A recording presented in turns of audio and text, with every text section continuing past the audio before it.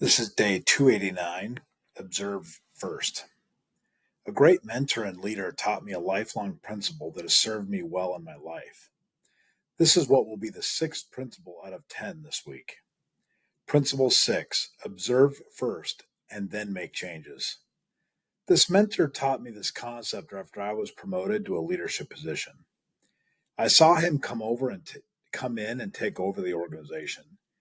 Many others and I were excited about him coming in because we thought he would see the myriad of problems we were experiencing and start fixing them immediately. We kept thinking, finally, someone will notice this and change what we are doing. However, no changes came. A few months went by and not a single policy, rule, or guideline was changed.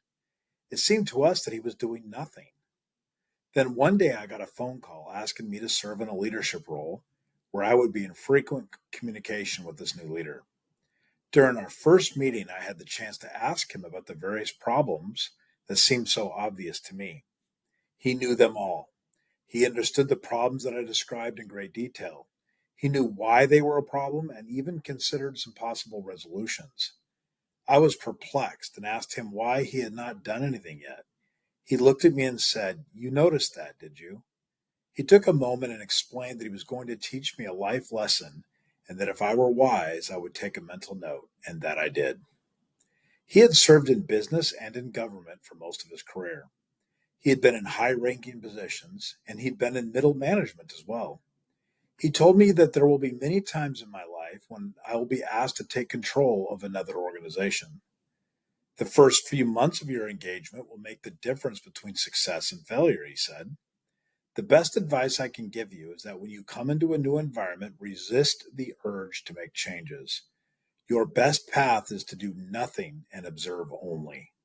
When you are new, you have the opportunity to ask stupid questions, to ask people to explain what they are doing and why. This is your opportunity to learn the culture and understand why the company and its people behave the way that they do. All organizations behave the way that they do for specific reasons. We need to understand those reasons before we start making changes. Changing course too prematurely often results in making the same exact mistakes that your predecessors did. We end up repeating the same problems, and the culture learns nothing, other than a slight hiccup to pause while the new leader stumbles over the same ground as those that came before. So, this mentor taught me a valuable lesson that has proved to be a critical advice over the years. Never make changes for change's sake. Listen and observe so that you can understand exactly why the culture has adopted certain practices. Once you know all of this, then you can start to construct improvements and execute lasting change. I had the privilege of working with this mentor as he made his first round of changes. This was marvelous to behold. Well thought through decisions that struck at the core of the matter and helped really rally the entire organization around him.